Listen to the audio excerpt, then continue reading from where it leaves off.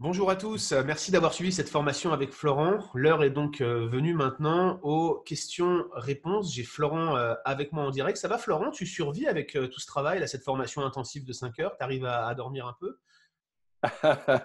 Oui, disons que ça s'empile, mais je suis tellement content de l'opportunité aussi de pouvoir apporter quelque chose qui, j'espère, sera utile. Mais c'est sûr que pour moi, c'était difficile de ne pas être en lien avec vous, les étudiants, parce que Hmm. souvent, c'est comme ça on s'aiguise, on s'encourage et que l'on peut aussi, moi, je peux ajuster la formation pour être plus pertinent. Ouais. Donc voilà, c'est dans des circonstances exceptionnelles, mais c'est quelque chose d'utile, j'espère, mais ça pourrait être mieux. Voilà, c'est mon Ah, ça, sentiment. ça pourrait toujours être mieux. C'est un fait. Moi, je donne un cours à l'Institut de théologie pour la francophonie de patristique ce semestre. Donc, c'est 3 heures chaque jeudi théoriquement. Et donc, avec ce D'accord? qui arrive, je dois le donner sur Zoom, tu vois. Ah Euh, oui, c'est ça. le cours, je me rends compte qu'il y a au moins 1 heure et demie d'interaction à chaque cours entre les questions des étudiants et tout le reste. Du coup, mon cours, quand je le rends et que je leur donne en vidéo par avance, euh, en fait, il fait 1 heure, 1 heure et quart, 1 heure 20 maximum. Et des fois, je me dis, oulala, est-ce que je mérite mon salaire? Mais non, mais clairement, je veux dire, c'est très frustrant de devoir de passer d'une salle de classe ou d'une église directement à son écran d'ordinateur et à sa webcam pendant Très toute la journée. clairement. Ça change tout. Mais as fait un très bon travail. Moi, en tout cas, c'est mon avis. J'ai Merci. regardé ces vidéos et j'en ai tiré un grand profit. Alors, on a plein de questions. On va pas pouvoir Yes. répondre à toutes les questions, malheureusement, ça va de soi, mais ça prouve que vous avez apprécié la formation.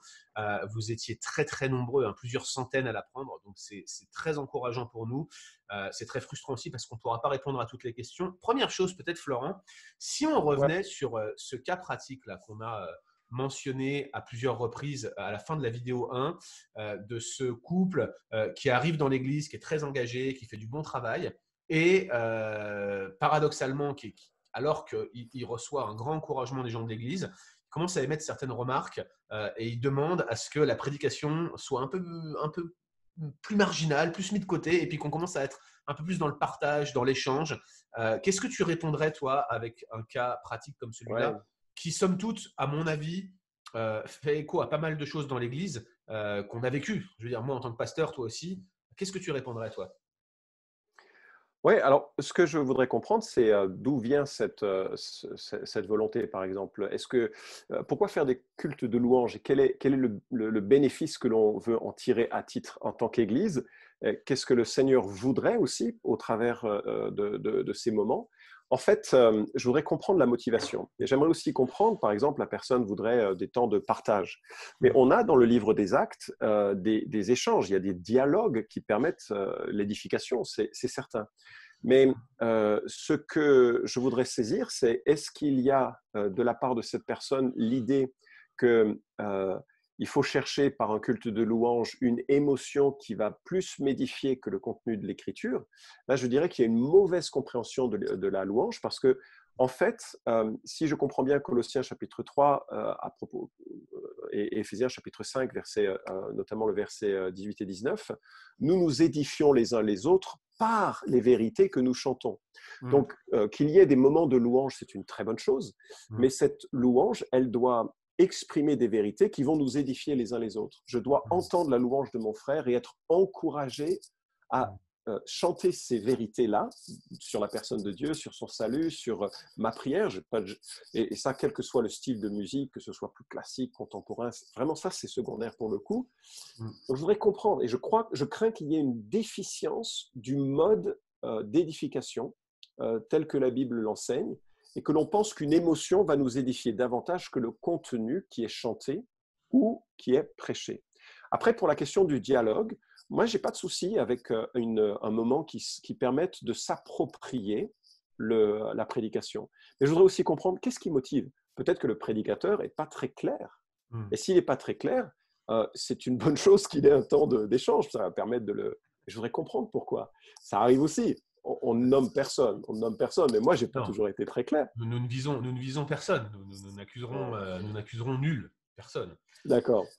Et donc, j'aimerais comprendre, et puis aussi comprendre avec cet individu, montrer le poids, la puissance du Saint-Esprit au travers de l'enseignement de la parole pour qu'elle réalise qu'il y a peut-être dans son cœur une ouverture d'esprit à la prédication qu'elle n'a justement pas encore réalisée.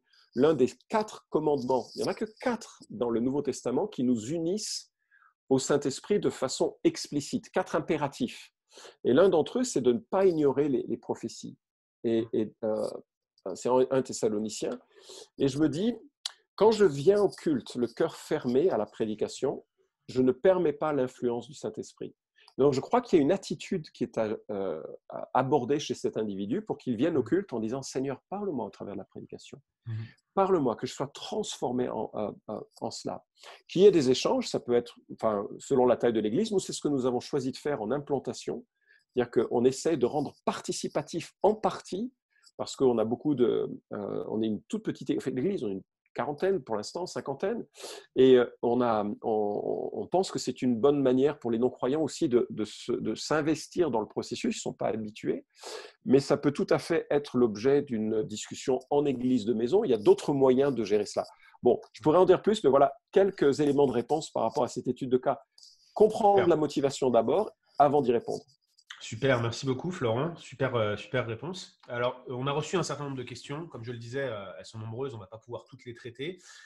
J'en ai sélectionné quelques-unes, j'espère que je ne ferai pas de frustrés ou de jaloux, pardonnez-moi si c'est le cas. Une première ici, dans nos milieux d'église, on entend souvent le mot message, et bien moins celui de prédication. Pourtant, la Bible semble désigner plus particulièrement des mots comme prêcher, enseigner, évangéliser, et moins celui de message. En fait, je m'interroge si c'est théologiquement possible de dire que la personne qui prêche apporte un message, ou en d'autres termes, est-ce légitime bibliquement parlant de dire par exemple, je suis de message dimanche prochain, mais encore je vais prier pour un tel qui va nous apporter le message. Qu'est-ce que tu penses de cette question plus sur de la sémantique, cher Florent? Oui, c'est ça. Il y a 3 verbes principaux dans le Nouveau Testament qui dénotent l'activité de la prédication. Tu les as nommés. Evangelizo, évangéliser, qui est souvent lié à une proclamation en fait de l'évangile. Kerusso, proclamer, didasco, enseigner. Et je crois qu'il ne faut pas d'ailleurs établir des lignes très étanches entre ces 3 activités. C'est pour eux. Il y a encore une dizaine d'autres termes que l'on peut trouver d'ailleurs. Et je ne suis pas gêné par le vocabulaire qu'on utilise pour qu'il se soit plus compréhensible. Prédication, c'est parfois, que j'utilise beaucoup, c'est parfois un petit peu vieillot. Message, c'est un petit peu plus compréhensible. J'ai même entendu une église qui parlait de com. Ça me gêne un peu, mais je comprends. On essaie d'expliquer en des termes contemporains une activité qui disparaît un peu de notre monde. L'invention de termes pertinents, soit en théologie avec des termes comme même la Trinité, qui n'est pas directement lié à la Bible enseigne la Trinité, mais le mot même n'existe pas dans la Bible. Je n'ai pas de souci à créer des mots qui soient plus faciles à comprendre, à condition qu'on s'entende bien sur la définition. Super, merci beaucoup. Si tout le monde utilisait le mot homélie, au moins on serait tous d'accord. Alors, question suivante. Quels sont les éléments qui stabilisent une église à travers les années et la succession de pasteurs conducteurs? Implicitement, la question porte sur la prédication. Si c'est la manière de prêcher, comment est-ce qu'on peut, au travers de la manière de prêcher, favoriser la longévité, voire la transmission? Je trouve que c'est vraiment pertinent comme question. Ouais, c'est super pertinent. Alors, pour le coup, moi, je suis vraiment un fan de la prédication textuelle suivie pour ce contexte. Parce que ce qui va se passer, et ce que j'ai découvert, j'ai été pasteur presque 25 ans dans une même église, donc c'est long. Ouais, c'est plus que mon âge. Non, je plaisante. Et quand je regarde en arrière, bon, il y a eu beaucoup d'erreurs de ma part au début de mon ministère de prédicateur. J'aurais souhaité ne pas les faire, mais quand j'ai commencé un peu à mieux comprendre ceci, j'ai réalisé qu'en prêchant différents livres de l'Écriture, on touche différents genres littéraires et donc on varie énormément le style de prédication. Et ça enrichit l'Église. Et je dirais qu'un pasteur qui prêche un évangile et une lettre sotériologique et un livre de l'Ancien Testament, même s'il ne va pas y rester 20 ans pour faire ça, mais ça va prendre quand même quelques années, je crois qu'il va colorer en ramenant à l'écriture et en donnant à l'Église une assise phénoménale que peu d'Églises en fait ont lorsqu'elles n'ont pas cela. Et puis, après cette succession, c'est sûr qu'il y a des prédicateurs qui sont plus illustrés, il y a des prédicateurs qui sont plus des enseignants, et les prédicateurs, et l'Église va profiter d'un style différent, mais le style et qui compte. Enfin, moi, je suis attentif, j'essaie d'être attentif à ça, ça compte, mais néanmoins, le style n'est pas le plus important. C'est le plus visible et ce n'est pas le plus important en termes d'impact et d'édification, en sorte que la succession des pasteurs devient peu problématique si l'on a une approche textuelle suivie. Super, merci Florent. Question sur l'auditoire que tu Ouais. recommandes de prendre en considération dans ta formation. Comment est-ce qu'on peut bien connaître son auditoire? Plus précisément, est-ce qu'il y a des questions concrètes que l'on peut se poser, notamment dans un contexte d'église qui rassemble des personnes très différentes? Ouais. Bon, d'abord, on va renoncer à connaître tout le monde. Enfin, ça dépend de la taille d'une église.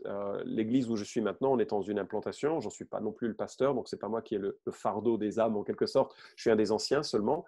Mais c'est plus facile de connaître les gens de l'église lorsqu'on est une quarantaine que lorsque l'on est 250 à 300 personnes, ce qui est le cas de l'église de QC.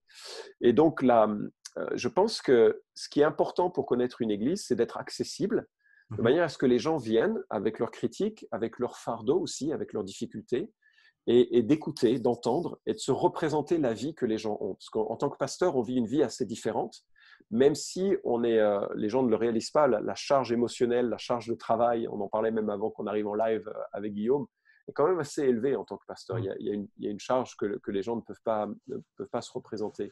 Mais de passer du temps, d'être accessible, on prend conscience des thématiques que les gens ont dans leur foyer, avec leurs enfants, dans leur travail. Et ça va nourrir le type d'illustration que l'on va donner, sans jamais, bien sûr, donner des images que l'on a entendues en privé. Ça, c'est une trahison votre ministère est terminé le jour où vous faites ça. Vous n'avez qu'une balle. Une fois qu'elle est partie, c'est fini. Vous ne pouvez plus revenir en arrière. Donc, les gens vous font confiance, ça ne doit jamais être trahi, sauf lorsque cela va à l'encontre de la loi, bien sûr. Je pense, par exemple, si les gens vous confiaient des situations de pédophilie, vous n'avez aucune latitude de le garder pour vous. Ça, c'est géré maintenant au niveau de la loi. Bref. Vous feriez plus de mal à l'église sur un cas comme celui-là que si vous le gardiez pour vous, malheureusement. Et je crois que si quelqu'un vient vous faire cette confession, vous devez l'encourager à se dénoncer. C'est la chose la plus correcte à faire dans un cas comme celui-là. Mais bon, c'est un sujet qui est un sujet d'éthique, et je pense qu'un jour, il faudra aussi qu'on ouvre la question sur nos différents réseaux. Mais donc, être accessible, accueillir les gens, discuter avec eux, entendre les problèmes, et soudainement, vous allez avoir plein d'illustrations qui vont répondre à leur thématique de façon indirecte. Pas d'illustration de ce que eux vous ont dit, mais par des illustrations parallèles, en lisant les magazines qu'ils lisent, en lisant les blogs qu'ils lisent. Et puis, moi, je trouve que si vous devenez vulnérable, alors il faut faire attention en tant que pasteur à cette vulnérabilité. Je le suis plus directement avec un groupe assez restreint d'individus.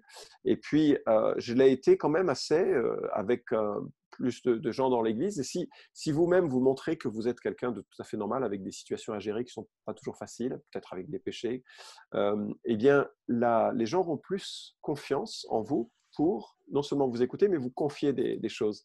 Et ça va générer une meilleure connaissance, une meilleure compréhension. Et ensemble, en tant que corps du Christ, on peut avancer. Voilà comment je dis. En tout cas, il faut éviter la tour d'ivoire du pasteur qui prêche le dimanche et n'a aucune relation avec des gens dans la semaine. Ça, c'est un problème. C'est rare, ça arrive, mais c'est un vrai problème de distanciation émotionnelle et relationnelle, sociale. Merci Florent pour cette réponse. Question de préparation maintenant. Tu dis dans ton cours que les commentaires sont à consulter en dernier. Certes, mais tu dis aussi qu'il faut prendre en compte des éléments contextuels de background, qui est l'auteur, qui sont les destinataires. Comment on fait ça sans regarder les commentaires? Et la question en filigrane, c'est est-ce qu'il y aurait deux Florent Varac dans Florent Varac? Est-ce que cet étudiant est en train de dire que j'ai menti? Non, c'est une très bonne. Il a très bien vu. Il a très bien vu. Ouais, on invente le contexte. Il n'y a pas de souci. Non. En fait, ouais, c'est une très bonne remarque, et je crois que la dernière, c'est toujours pareil. Il y a parfois un peu des raccourcis caricaturaux dans l'enseignement pour essayer de montrer ce qu'il faut garder. Si vous commencez par le commentaire, ce qui est une tentation toujours, pour moi aussi, mais si on commence par les commentaires, on va devenir des répétiteurs, surtout au début. Après, c'est un petit peu différent parce qu'on a une marche avec l'écriture qui est quand même bien engagée et puis on a formé notre théologie. Mais on risque d'être des répétiteurs d'informations qu'on a trouvées. Et franchement, Ouais. ça saisit pas le cœur. Donc, je maintiens qu'il faut le regarder en dernier. Maintenant, il y a des bibles d'études qui fournissent suffisamment d'informations d'arrière-plan, de l'auteur, des destinataires. Et c'est bien d'en avoir 2, peut-être 3, pour pouvoir les comparer. Je pense à la Bible du Sommer. La Bible d'études du Sommer est pas mal. Je ne suis pas d'accord avec tous les éléments de théologie qu'il y a, mais de toute façon, on n'est jamais d'accord avec tout. Hein. Et puis, on peut compléter avec la Bible d'études de MacArthur. C'est une autre théologie et ça permet de comparer. Alors après, il y en a qui sont peut-être plus problématiques. Je ne vais pas les citer, ce n'est pas l'objet, mais je pense qu'avoir 2-3 outils de ce genre assez généralistes, ça permet d'entrer dans la démarche. Et puis, l'observation, alors ça, par contre, ça demande vraiment du temps, mais si on lit, par exemple, la lettre aux Éphésiens, parce qu'on a envie de prêcher dessus, on peut avoir beaucoup d'informations d'arrière-plan en regardant la manière dont Paul a fondé l'Église dans le livre des Actes, également en regardant sur Wikipédia la ville d'Éphèse, les noms de déesses qui sont mentionnés, les pratiques de l'époque. On va trouver beaucoup d'informations aujourd'hui avant d'arriver au commentaire. Alors le commentaire, je crois, doit être là pour valider ou invalider. Il faut être toujours prudent quand on est le seul à avoir trouvé une pépite. C'est que probablement, ce n'est pas une pépite, mais c'est une invention. Florent, peut-être pour préciser, parce que je vais essayer d'aller plus loin dans la question. Il y a le commentaire du texte, le commentaire exégétique, mais est-ce que dans le cadre d'une prédication textuelle suivie, c'est-à-dire sur un livre complet des Écritures, est-ce que tu ne commanderais pas de commencer par lire des introductions au livre avant peut-être de regarder des commentaires pour peut-être avoir des éléments de background? Excellent. C'est une question que je pose parce que tu vois, moi je te donne ma méthodologie personnelle, je fais ce que tu préconises. Je ne veux pas me laisser influencer par des commentaires, d'autant que des fois il y a des opinions divergentes sur des péricopes, sur des sections de texte en particulier. Mais il m'arrive à titre personnel, d'ailleurs je le fais souvent, quand je prépare une série et que je sais que je vais faire un texte complet, un livre ou toute une section, je vais m'intéresser aux données de background, d'introduction qui souvent font plutôt consensus entre les commentaires. Est-ce que ça ne serait pas un bon point de départ que de lire l'introduction au livre du passage que l'on voudrait prêcher? Tu conseillerais ça? Absolument. Et d'ailleurs, c'est tout à fait ça. Et donc, c'est ce que je disais en parlant de Bible d'études. Il y a dans les débuts de chaque lettre ou de chaque livre biblique des introductions qui donnent les arrière-plans et qui sont des informations. Par exemple, si vous prêchez sur Romains, alors vous en aurez pour un petit moment, mais ça commence par Paul. Il est où, Paul? Pourquoi il écrit ça? Qu'est-ce qui se passe? Pourquoi il écrit aux Romains? C'est qui Paul? Voilà, tout ce genre de choses. Tout ce genre de choses, c'est intéressant de s'imposer la discipline de s'y intéresser. Plutôt que de rentrer tout de suite. Jude. Qui est Jude? Pourquoi c'est intéressant qu'on lise ça, c'est une grosse question. Qui est Jude? Évidemment, ça détermine beaucoup de choses. Qu'est-ce que la Galatie? De quelles églises on parle, à quel moment, etc. C'est des données de background qui sont essentielles et ça influence directement l'interprétation de certaines sections de l'épître. Alors regardons ça par exemple, Galatie. Je me souviens d'un gars qui est allé enseigner sur Galate en Afrique dans un institut biblique. Alors, les frères là-bas sont des frères remarquables avec un zèle et un dévouement. Et il a passé, je crois, 1 heure ou 2 à parler des options possibles de cette galaxie. Et que ce soit en Afrique ou que ce soit dans un institut biblique à Genève, une telle approche me semble problématique parce que là, ce n'est plus une prédication. Alors, ce sera encore plus le cas dans une prédication, mais là, c'était aussi dans un enseignement, c'est peut-être plus. Mais on n'est pas là pour déverser les informations techniques et montrer comment. On est là pour faire ce travail de synthèse et livrer le meilleur du texte pour qu'il change nos vies. Alors, nous devons faire ce travail de compréhension. Et puis, c'est pas quelque chose qui est à force. J'ai souvent l'habitude, alors c'est nul, mais c'est rigolo, enfin moi ça me fait rire. L'exégèse est à la prédication, ce que les os sont au corps, ils n'apparaissent que lorsqu'il y a fracture, ou elles n'apparaissent que lorsqu'il y a fracture. On n'est pas là pour montrer la structure théologique ou intellectuelle du exégétique du message. Super. Et d'ailleurs, du coup, Galatie du Sud ou Galatie du Nord, Florent? J'ai jamais prêché sur Galate. Donc, tu ne réponds pas à cette question. C'est ça que tu Pas veux dire? Tu encore. sais pas encore. Ok, ok, ok. Super. Merci Florent pour cette réponse. Mais donc, on voit que les données de background sont quand même essentielles. Et donc, la question que je posais, c'était pour se dire, voilà, un commentaire peut s'ouvrir au préalable si on regarde l'introduction. C'était ça que j'essayais de savoir si tu étais d'accord avec Alors, ça. tout à fait, on était Ok. d'accord. On est Ok, d'accord. super, formidable. Merci beaucoup Florent pour cette réponse. Une question qui est un peu plus de nature épistémologique ou peut-être un peu Ouais. méthodologique. Si l'on part du principe que le texte est inspiré de Dieu et que l'on a accès, du moins partiellement, à la pensée initiale de celui-ci, comment expliquer les interprétations parfois diamétralement opposées qui en sont faites de la part des prédicateurs dont la vie de foi n'est pas à remettre en cause? Plus spécifiquement, que penser de la doctrine des récompenses? Non, c'est pas vrai, c'est moi qui la rajoute celle-là. Je C'est un savais, point de c'est désaccord marrant, je me entre suis dit, il va me Florent et moi, sortir c'est le... pour ça que j'embête Florent, ne vous inquiétez pas. Oui, Florent, je me suis dit, il va me qu'est-ce que sortir tu... la doctrine du millénium. Florent, Euh, donc du coup, comment ça se fait qu'on a les mêmes informations de background, on utilise les mêmes commentaires et on arrive sur des textes à des interprétations radicalement différentes? Qu'est-ce que tu veux ouais. dire là-dessus? Que c'est pas forcément grave. Ça dépend des textes. Certains textes, il faut pas se louper parce que les conséquences sont majeures et l'apôtre Paul le souligne, hein, par exemple, sur la définition de l'évangile, si on l'a pas correcte, qu'on soit anathème, c'est-à-dire maudit de Dieu et dans une perdition éternelle. C'est pas rien. Donc la compréhension de l'évangile est un petit peu plus haut que, on va dire, la compréhension du millénium, puisqu'on diffère avec Guillaume sur cette question. En fait, ce qui se passe, c'est qu'il y a en amont souvent de notre arrivée sur le texte, il y a un certain nombre de présuppositions. Et on est toujours dans un jeu, je crois, un peu comme quand tu montes un escalier qui est très pentu. On a besoin des deux rampes, gauche et droite. Et on a toujours la rampe exégétique, c'est-à-dire le regard avec une loupe sur le texte, et l'autre rampe qui est théologique et qui est le regard à 10 000 mètres d'altitude sur le texte et qui comprend les systèmes de théologie, les systèmes où l'on regarde la Bible d'un point de vue assez vaste. Alors, ce qui est une erreur, c'est de prendre le système théologique et l'imposer au texte. Et ce qui est une autre erreur, c'est de prendre l'exégèse d'un texte, le côté myope, et de dire c'est que ça que l'on considère. Et l'exercice difficile, qui est un exercice d'équilibriste quelque part, c'est d'être conscient des présuppositions que l'on a pour lire le texte avec la loupe et de remarquer qu'à cause de ces présuppositions, je vais arriver à certaines conclusions qui sont parfois différentes de mon frère, qui est un homme de Dieu, que je respecte, et je comprends pourquoi il va dans cette direction, je ne vais pas dans cette même direction, et Dieu, dans sa sagesse, nous éclairera à un moment ou à un autre, fort heureusement. Donc, il faut être, ça nous pousse à l'humilité. Ça ne veut pas dire qu'il n'y a pas un sens à l'écriture. Je crois que Dieu va nous corriger en son temps sur les points, sur tous les points. Je pense qu'il n'y aura pas de désaccord quand nous serons devant le Seigneur.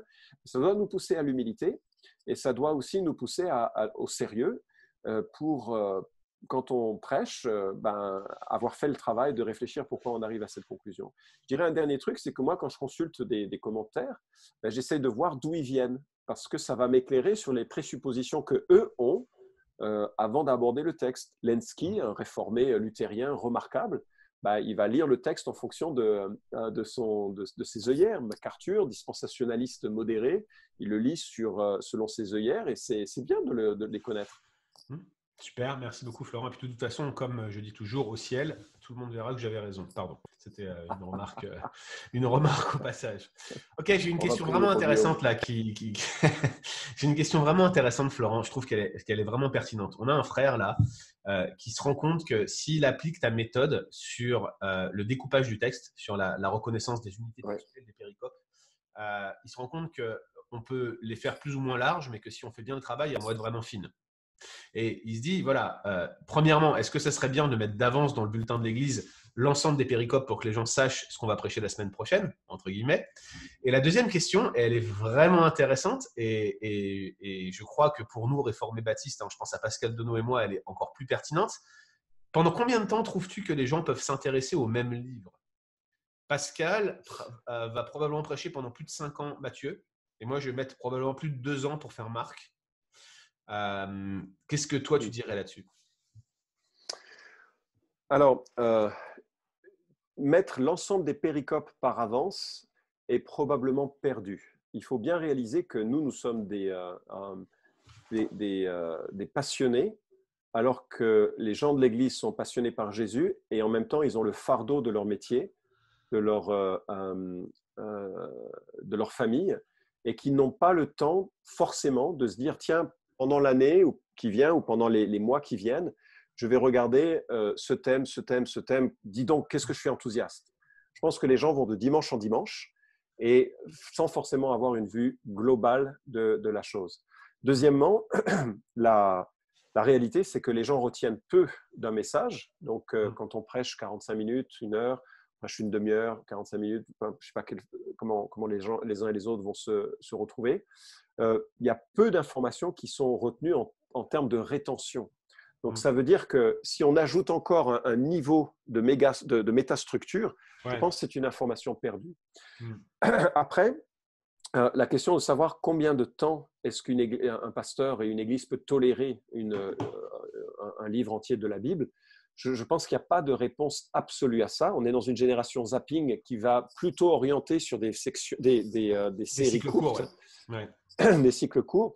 Moi, la réponse que je donne, alors je ne prétends pas que c'est la bonne réponse à cette question, parce que c'est simplement la mienne, c'est que lorsque l'on fait des longs livres comme comme l'évangile de Matthieu, par exemple, je pense que c'est approprié de faire 1 à 4 et de faire une pause. Ensuite, 5 à 7, le sermon sur la montagne, c'est un monument, et de faire une pause. Et c'est quoi une pause? C'est alterner avec peut-être une série sur l'Ancien Testament ou sur une section plus courte de l'Écriture. Et je ne pense pas que ça fasse obstacle au principe de la prédication textuelle suivie, parce que de toute façon, dans la réalité, les gens ne sont pas dans une situation où ils peuvent nouer les perles en un collier. Nous, on apporte chaque perle dimanche après dimanche. Nous voyons l'ensemble, et ça, c'est important aussi dans notre propre livraison de prédication. Je ne suis pas convaincu qu'il y a une nécessité morale ou théologique de faire l'ensemble du livre.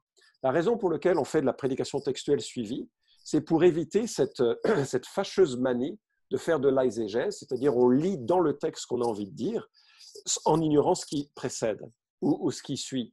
Et donc, la protection, elle vient d'être dans un long segment de l'écriture, pas forcément d'être dans un principe absolutiste et jusque-boutiste, de faire tout un livre. Maintenant, ceux qui disent non, c'est une violation de ce principe, je le respecte, absolument, il faut faire en fonction de la foi que l'on a, mais je ne suis pas convaincu que c'est inhérent à la manière dont l'écriture se présente à nous et inhérent à la manière dont la discipline doit se vivre. Je prends un dernier exemple. L'Église qui, la toute première, a reçu l'évangile de Matthieu, je ne sais pas comment ils ont fait, ils ont dû le lire et le relire et le relire, mais je ne suis pas certain qu'ils se sont dit on va prendre 10 ans pour l'aborder morceau par morceau. Je ne suis pas certain que c'est surtout dans un contexte de haute littéralisme. Non, oui. Tu veux dire d'une alphabétisation qui était pas forcément celle qu'on a aujourd'hui? C'est ça que tu veux dire? Actuelle, ouais, qui est élevée aujourd'hui, qui permet aux gens de lire la Bible une fois par an, j'espère en tout cas, ou s'en rapprocher. Ouais. Alors, il y a un prédicateur américain, je crois, ou britannique, qui a fait, dans toute sa carrière, de 40 ans, il a fait Ésaïe 1 à 7. Je pense que c'est exagéré. Et puis, il y en a d'autres qui feront que quelques versets. Enfin, bref. Donc, voilà, je trouve que c'est une très bonne question. C'est une excellente question. Et juste pour aller plus loin là, sur cette question-là, tu es prédicateur textuel, donc tu laisses le texte diriger ce que tu vas prêcher le dimanche suivant. Ok, tu fais des interruptions de série pour rendre ça plus digeste, on l'entend. Mais est-ce que tu respectes une certaine forme de liturgie annuelle? Par exemple, est-ce que tu as des séries pour Pâques, des séries pour Noël, des séries pour l'Avent? Est-ce que tu obéis à un calendrier liturgique quand même un peu, ou est-ce que tu laisses exclusivement le texte diriger ce que tu vas prêcher le dimanche suivant? Ouais, le un peu, absolument jamais de façon systématique. C'est-à-dire, je me dis pas, tiens, mais je me dis, si je commence une série sur un évangile, je vais la caler avec la période de Noël. Ça me semble pertinent. Ok. Mais donc, je vais le faire une fois, 2 fois, et puis pas trop plus, quoi. Après, le jour de Noël ou la veille de Noël, parfois, je vais faire une interruption de 1 ou 2 messages. Mais je réalise, c'est plus parce qu'il y a une attente de la part des gens de l'Église Et puis, à vrai dire, alors c'est amusant, mais à vrai dire, je suis toujours embêté parce que dans nos églises sont pleines tous les dimanches, sauf Noël et Pâques. Et ça m'embête de louper un dimanche important sur une série importante. Alors, ce que je me dis, c'est que c'est pas trop mal non plus de faire le dimanche de Noël, le dimanche de Pâques, des choses qui sont très liées à la Ouais. situation, tout en reconnaissant que c'est pas forcément un devoir que je m'impose. Ça va bien pour nous. Les gens, Ouais. mes amis non chrétiens me disent, oh, vous devez être chargé à Noël et à Pâques. Je dis non, c'est l'inverse. On est chargé toute l'année, sauf à Noël et à Pâques. Je dis, ah bon? Ouais, les gens à Noël et à Pâques, ils sont en famille. Et donc, Ouais. c'est pas pour moi des dimanches vraiment importants. Et je n'aime pas trop la notion de liturgie. Bon, je ne suis vraiment pas un réformé évangélique dans ce que je dis là. Je n'aime pas trop la notion de liturgie calendaire sur l'année. Ouais. Ouais. Ouais. Voilà.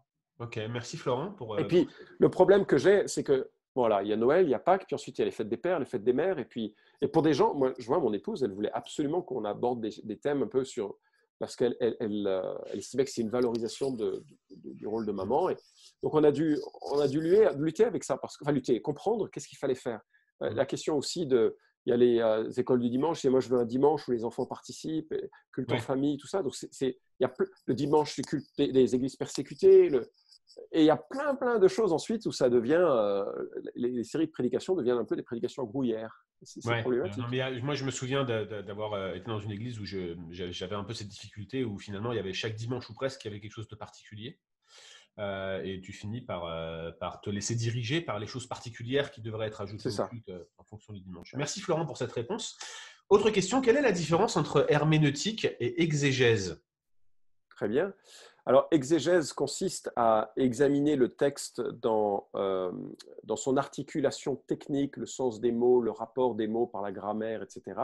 L'herméneutique, c'est la manière de lier l'ensemble des informations que l'on a découvert dans le travail d'exégèse pour le formuler de façon cohérente. Donc, l'exégèse précède l'herméneutique, en quelque sorte. L'exégèse, on va fouiller, on va rassembler les choses de façon précise, et l'herméneutique, on va les rassembler dans des éléments cohérents de sens. Voilà ce que le texte dit. Herméneo veut dire interpréter ou traduire. Le sens est possible dans les deux cas. Alors qu'on essaye d'extraire dans l'exégèse le sens, l'information du mot ou d'une phrase ou d'une péricope. Ok, merci Florent. Une question sur la grille d'analyse que tu as présentée tout au long de cette formation. Est-ce que tu utilises cette grille d'analyse dans ta lecture personnelle? Est-ce que tu te l'astreins pour toi-même ou est-ce que c'est uniquement pour prêcher des textes? Est-ce que si tu ne l'utilises pas dans ta lecture personnelle, est-ce qu'il n'y aurait pas un risque de passer à côté de l'essentiel du message dans notre lecture quotidienne? Ouais. Alors, je pense que Non, je ne le fais pas. Et je lis, j'ouvre ma Bible au hasard, et non, je plaisante. Et Judas se pendit. Oui. Ouais, ouais. Non, en fait, je lis généralement 4 à 5 chapitres par jour, et je commence par un petit moment de. Alors, faut bien réaliser que c'est pas aussi méthodique que ça. Il y a des journées qui sont différentes, mais la plupart de mes journées, je commence avec un petit temps de silence ou de réflexion sur ce que moi-même, dans l'état d'esprit dans lequel je me trouve, peut-être de repentance, peut-être. Et puis ensuite, je lis ces chapitres. Donc, je lis systématiquement des livres de la Bible, et je ne fais pas une analyse. Donc, 4 ou 5 chapitres, c'est beaucoup. Mais je ne fais pas systématiquement une analyse des textes que je lis. Et je me laisse être interpellé par les découvertes que je fais. Et parfois, je vais gratter quelque chose. Par exemple, il y a 3-4 jours, je remarquais en Philippiens comment Paul se présentait ou présentait Timothée qui s'était consacré à l'évangile. Je lui ai dit, tiens, je voudrais voir c'est quoi ce terme, parce que je n'ai pas prêché une série sur Philippiens. Il s'est consacré avec moi au service de l'évangile, c'est en 2:22. Alors j'ai ouvert ma Bible grecque et puis j'ai regardé ce que c'était. Je me suis dit, c'est intéressant, il s'est rendu esclave de l'évangile. Et là, il y avait une connotation assez nouvelle pour moi, et j'étais tout content de cette pépite comme ça qui était trouvée. Mais je ne suis pas systématique dans mon étude de cette manière. Ok, merci, merci frère. Une question un peu de méthodologie encore par rapport à la grille que tu as proposée. La frontière entre amplification et théâtralisation peut paraître parfois un peu floue. Comment tu la places, toi? Oui, alors c'est une très bonne question. Elle est très légitime et c'est vrai que c'est comme quand quelqu'un lirait le psaume 150.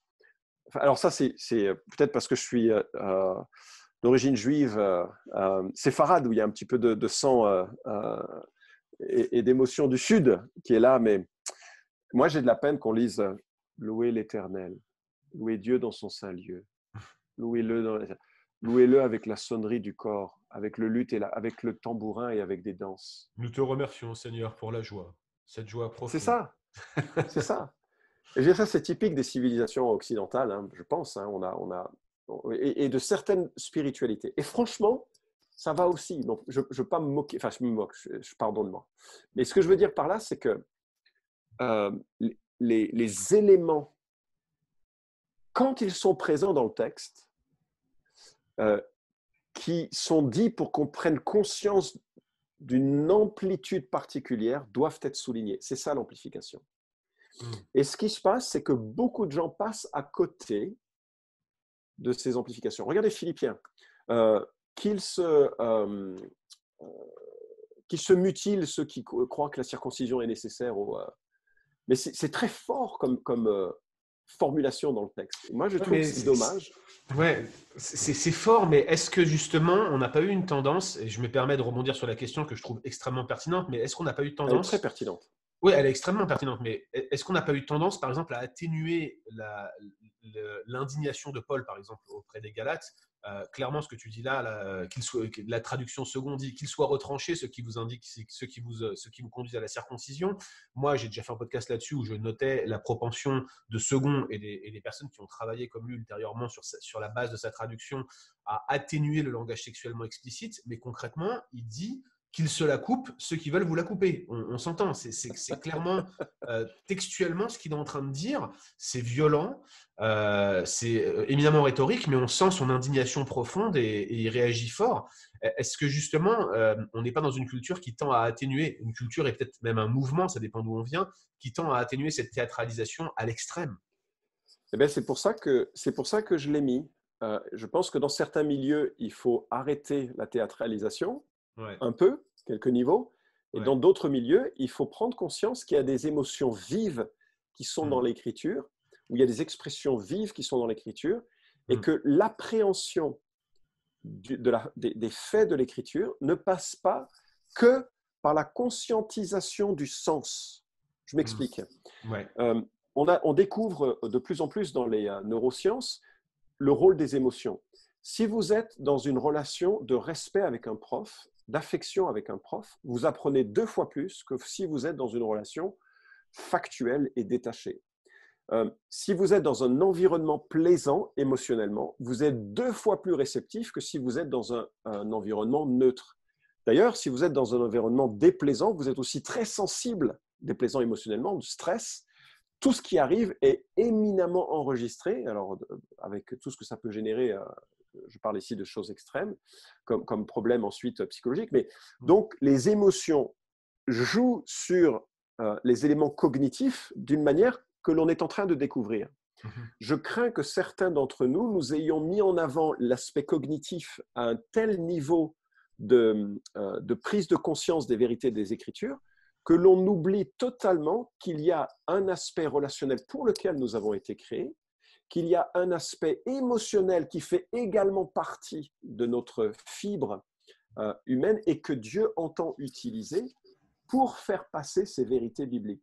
Alors, c'est toujours un problème, mais je crois que, alors est-ce que c'était Moody ou Spurgeon, je ne me souviens plus, donc à prendre avec des pincettes, mais l'un de ces personnages, ou peut-être même encore un homme beaucoup plus brillant en prédication, dont le nom m'échappe maintenant, un revivaliste du 19e siècle, mais qui disait qu'il faisait en sorte que ces messages touchent l'intellect et l'émotion, et je crois qu'il utilisait le cœur, qui à mon sens est un ensemble, donc c'est un peu mm. problématique quand il l'utilisait comme ça, mais bref, je suis conscient que la théâtralisation est problématique, mais je crois que la non-théâtralisation est une théâtralisation.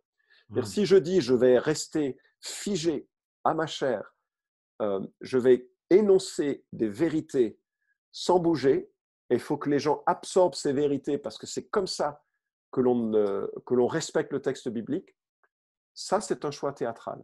Mm. Et je ne suis pas sûr que ce choix-là soit selon l'intention que ce soit un respect de la forme dans laquelle les Écritures nous soient parvenues pour les transmettre. Je me Alors, sou- Vas-y, Florent, pardonne-moi, je ayant voulais dit, pas ayant dit t'interrompre. ça, je réalise que je n'ai pas répondu. Je crois qu'il faut être sensible à l'Église dans laquelle on se trouve. Ouais. Et chaque Église va avoir un code. Et il faut essayer de percevoir ce code pour ne pas choquer. Mais moi, je vois très bien les Églises qui ont l'habitude d'être pleines de réponses vers le prédicateur. Parce que dès les premiers mots, on sent qu'ils sont vivants. Et Mm. d'autres qui sont dans une notion on sent qu'il n'y a pas de réaction. Et j'espère que ça a autant d'impact, mais je ne suis pas certain que l'absence de réaction soit plus pieuse ou plus bénéficie autant dans l'appropriation de ce message. Je ne sais pas si je suis clair, mais voilà. Je n'ai Non, pas de non, réponse. c'est super, Florent. Je pense que tu donnes des excellents éléments de réponse sur une question qui est somme toute extrêmement subjective. Je veux dire, la théâtralisation reste quelque chose de personnel. Je me souviens dans l'église où je suis devenu chrétien, au tout début de ma conversion, qu'on écoutait beaucoup un monsieur que j'ai eu le plaisir de rencontrer une seule fois, Frédéric Buller, qui est décédé maintenant. Buller avait D'accord. participé à l'implantation d'églises au Québec avec le père de Don Carson. Donc, tu vois, c'est une autre époque. Oui, oui. Et lui avait un principe, c'était que les gens ne devaient pas s'intéresser à sa prédication pour la forme de la prédication, mais pour le fond. Donc, il faisait exprès d'adopter une voix monocorde lorsqu'il prêchait. Ah oui. Alors, c'était dur à s'accrocher, hein, il faut le dire. Et il y avait des cassettes qui circulaient. Et nous, dans cette église où j'étais en région parisienne, on avait une réunion cassette tous les troisièmes dimanches du mois. C'était l'après-midi après un repas communautaire où tout le monde avait mangé comme des vaches. Puis on écoutait la cassette de Monsieur Buller. Moi, j'avais tellement de mal à rester réveillé et je comprenais pas. J'étais jeune chrétien, je comprenais pas pourquoi il faisait ça. La logique m'échappait. Et ce qui m'a frappé, parce qu'encore aujourd'hui, j'ai du mal à comprendre, pour être franc, ce qui me frappait, c'est que la plupart des gens adhéraient à ça et c'était même davantage parlant pour eux. Mais quand on prend en compte que c'est une forme de théâtralisation, parce que c'est volontaire, je veux dire, il quitte C'est ça. sa manière traditionnelle de parler, ben on se rend compte que tout le monde théâtralise. Et la question, c'est comment vas-tu le faire? Et je crois que en répondant comme tu l'as fait, tu poses les bonnes questions, mon cher. Une dernière question pour nous. Une question. Juste un petit mot. Vas-y, bien sûr, Excuse-moi, et on posera la Guillaume, dernière juste question un petit mot. ensuite. Il y a un journal pour lequel j'ai écrit un article qui s'intitule l'Institut pastoral, non? Les cahiers de l'école pastorale? Cahiers d'école pastorale. Si jamais vous avez accès à ces cahiers, j'ai écrit un article sur le rôle des émotions dans la prédication, où je reprends un peu plus en profondeur cet aspect qui est aussi abordé dans le livre de la prédication, le manuel de prédicateur que j'ai, mais je l'ai abordé de façon réduite et j'ai multiplié par 3 ou 4 le contenu sur cet aspect émotionnel pour cet article-là. Excellent. Je crois qu'il y a Monsieur Barbier qui suit la formation, là, qui s'est inscrit et qui travaille avec les cahiers de l'école pastorale. Si tu peux nous retrouver cette archive et s'il est disponible gratuitement, tu nous l'écris sur le Bon Combat. On va le mettre accessible dans la page de la formation pour que tout le monde puisse aller dans les ressources additionnelles que je posterai également tout à l'heure. On va vous mettre pas mal de ressources additionnelles pour continuer le travail sur la question de l'homilétique. Une dernière question, Florent, avant qu'on se sépare. Ouais. Une question qui est aussi assez subjective mais qui est intéressante. Elle porte sur ces fameuses lunettes culturelles que tu as mentionné Ouais. à plusieurs reprises hein, dans ta formation. Ok, la Bible présente des choses qui doivent être remises en contexte. On a des lunettes culturelles quand on lit la Bible, on s'entend. Mais quand ces lunettes culturelles viennent affecter des dimensions éthiques, j'allais dire normatives, absolues, comme par exemple ce qui constitue le péché. Qu'est-ce qu'on fait quand nos lunettes culturelles viennent porter un éclairage différent sur des concepts que la Bible déclare péché et dans des cultures, ça ne l'est pas forcément. Est-ce que ces lunettes culturelles doivent être exposées et si elles doivent l'être, est-ce pour les dénoncer ou plutôt dire qu'il ne faut pas les utiliser ou plutôt elles devraient être ignorées quand elles s'écartent de ce que le modèle biblique dit? Ouais. Alors, soyons clairs, 1 Jean définit pour nous ce qu'est le péché, c'est une transgression de ce que Dieu veut. Donc, transgression, c'est objectif. Je crois avoir utilisé l'expression la perception du péché est parfois intériorisée. Donc, dans les cas de culture occidentale, où on est sur un axe de culpabilité et d'innocence, je prends conscience de mon mal parce que j'ai franchi une limite. Et je le sais intérieurement, parce que j'ai internalisé la notion de bien et de mal. Dans des cultures de honte et d'honneur, je perçois le péché que j'ai commis parce que la communauté me dit. Euh, Moi, je voudrais vraiment dire, il n'y a pas de... Aucun système humain, les cultures sont des cadeaux de Dieu parce que ça nous permet d'éviter d'avoir à réinventer la roue chaque fois qu'on se met à table. Il y a un protocole dans chaque culture qui est différent. Et donc, c'est formidable la culture. Mais aucune culture n'est parfaite et aucune de ces lunettes n'est parfaite. Les cultures occidentales sont très individualistes, très orientées sur le soi. C'est un des fruits des problèmes de cette culture. Les cultures qui sont orientées sur la honte et l'honneur sont beaucoup plus solidaires, beaucoup plus... mais ça crée d'autres problèmes. C'est très difficile de sortir de ces modes de fonctionnement parce que justement, on étouffe dans la communauté. Mais il faut avoir conscience de ces réalités quand on lit l'Écriture parce que ces réalités étaient présentes chez les lecteurs des lettres et chez les gens, les premiers chrétiens, en fonction du lieu où ils étaient. Alors, donc je ne parle pas ici de définition ontologique du péché qui serait culturellement, qui serait liée à la culture, mais à la perception du péché. Comment est-ce que les gens prennent conscience de ces choses et ensuite de réaliser que ce qui est extraordinaire, c'est que quels que soient ces axes, l'Écriture les regarde aussi parce que l'expiation substitutive de Christ, elle touche toutes ces dimensions. Si vous êtes dans une culture de peur-puissance, c'est-à-dire si vous estimez que le plus gros problème qui existe sur l'humanité, c'est les forces qui pèsent sur le quotidien, les esprits, les démons, la bonne nouvelle, c'est que le Christ est venu écraser le diable à la croix. Ce n'est pas moi qui le dis. Colossiens 2,15, il a dépouillé les principautés et les pouvoirs. Il les a publiquement livrés en spectacle, en triomphant d'elle par la croix. Hébreux 2,14 que j'ai cité juste avant. Donc il y a une dimension qui fera tilt. C'est qu'un aspect de la croix, mais ça va faire tilt à ces gens, alors que moi, ce que je vois, c'est que nous, on arrive en tant qu'occidentaux dans ces cultures et on dit « Jésus est mort pour tes péchés, est-ce que tu veux l'accepter ?» Ah oui, je veux bien l'accepter. Ça ne change rien que j'ai encore peur des esprits, parce qu'ils n'ont pas fait le lien que la culture qui les fait regarder les problèmes trouve une réponse pertinente dans l'Écriture, mais cette réponse, on ne leur a pas donnée. On leur a donné selon un élément décalé. Normalement, leur lecture de l'Écriture devrait les édifier pour qu'ils puissent petit à petit prendre conscience de ces choses-là. Mais moi, je réalise que ce n'est pas toujours le cas et c'est, je crois, en partie à cause de nos œillères culturelles. Alors, il faut être très prudent avec la culture parce qu'aucune culture n'est parfaite. Les seules cultures qui sont parfaites, c'est celles qui étaient en Genèse 1 et 2 et celles qui viendront avec Apocalypse 20 et 21.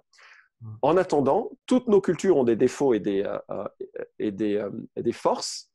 Et il faut voir comment l'Écriture nous condamne ou nous approuve, nous, culture occidentale, dans notre individualisme et dans notre manière de voir la vie. Nous ne sommes pas meilleurs qu'une autre culture et la Bible parfois reprend des choses très... Et en être conscient, je crois que c'est utile. John, je vais donner 2-3 exemples. Par exemple, l'adultère de David. On l'a tous lu comme étant un événement extrêmement privé. Mais c'est inconcevable que ce soit un événement privé pour un roi qui a une cour présente 24 heures sur 24, qui n'est absolument pas dans une...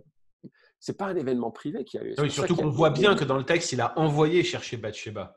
Donc, mais bien sûr, et les gens après... Il n'est pas allé discrètement en rasant les murs, aller jusqu'à la piscine. Exactement. Il a envoyé des serviteurs aller la chercher. Tout le monde savait, en fait.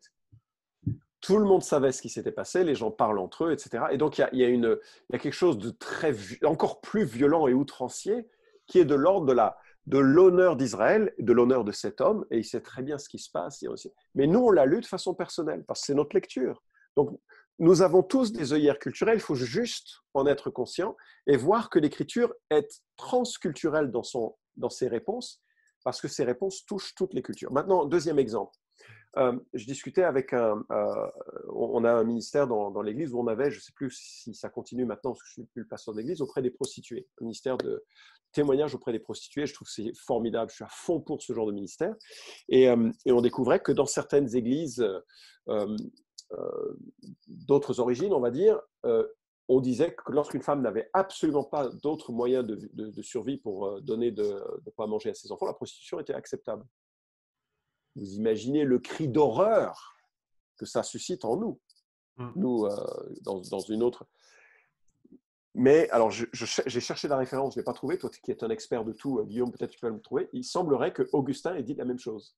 Je l'ai Alors, entendu moi, ça je d'un suis pas au historien. courant de ce qu'Augustin a dit, mais moralement parlant, en tout cas dans l'Ancien Testament comme dans le Nouveau, dans des cultures et même dans des périodes de famine, il semble que ce soit une constante de condamner la prostitution, en particulier la prostitution sacrée. Mais, Ah euh, ben oui, bien sûr. mais ce qui est clair, c'est que moi, je me suis spécialisé en théologie du mariage pendant une partie de mes études pour mon MDiv, là, pour des raisons diverses et variées, et j'ai été vraiment frappé de voir l'intransigeance de la période patristique, notamment 3e, 4e, là, extrêmement intransigeant, notamment pour les femmes, qui étaient, enfin, c'était incroyable comment les femmes étaient stigmatisées avec l'approche patristique sur le divorce-remariage. Mais ce qui est frappant, c'est que différents conciles qui devaient statuer sur cette question, en étant extrêmement durs sur la question du divorce-remariage, permettaient l'usage de concubines. Il y a même donc c'était dans des conciles d'église, hein, c'est quand même incroyable. Et ce qui est vraiment incroyable, c'est que, et je crois que d'ailleurs c'est Augustin qui mentionne ça, mais dans un des conciles de Carthage, là, je ne sais plus lequel exactement, l'un des motifs pour lequel ils permettent encore le concubinage, c'est pour éviter que les maris, ne pouvant pas se remarier, tuent leurs femmes. Donc c'est juste incroyable de voir Ouais, comment les théologiens de ces époques-là discutaient sur des problématiques qui pour nous paraissent complètement délirantes, ouais. mais il y a une mise en contexte nécessaire, mais il y a quand même une moralité intangible, quelle que soit votre position éthique. Je sais que Florent et moi, on n'est pas d'accord sur le fondement de l'éthique, par exemple sur ce qu'on appelle la division tripartite de la loi. On en a discuté dans un podcast si ça vous intéresse. Mais au final, ça ne va pas changer grand-chose dans notre manière de considérer ce que Dieu dit de manière absolue, Ah intangible, oui, éternelle, universelle. Vous voyez, et on va vous dire que, bah, effectivement, ça, c'est de manière universelle un absolu moral que si on transgresse, on commet un péché. Maintenant, absolument. oui, il y a des situations dramatiques. Comment on l'approche pastoralement, ça va être vraiment différent de comment on l'approche sur le papier éthique. Alors, pour synthétiser, il n'y a qu'un bien et un mal. Ouais, Dieu le connaît. On est tous transgresseurs dans toutes les cultures de manière très différente. oui, La prise de conscience de cela va varier d'une culture à l'autre et les accroches et les motivations de l'évangile vont toucher plusieurs aspects. C'est ça que je voulais souligner dans l'aspect culturel. Absolument pas d'évoquer une sorte de moralisme flou et fluctuante. Euh, voilà. Maintenant, la morale et la sanctification, c'est un processus, et donc c'est aussi un processus culturel. Lorsqu'une société est touchée par l'évangile, il y a des problèmes qui tombent d'abord et d'autres qui tombent après. Et les gens ne deviennent pas parfaits d'un coup. Et c'est comme dans nos vies, comme dans nos églises. Et voilà. super Florent, je pense que c'est vraiment excellent cette réponse. Il y a plein d'autres questions, mais on ne va pas avoir le temps de les traiter. On a déjà explosé le compteur temps là par rapport à ce qu'on avait prévu de faire, toi et moi, pour les réponses à ces questions.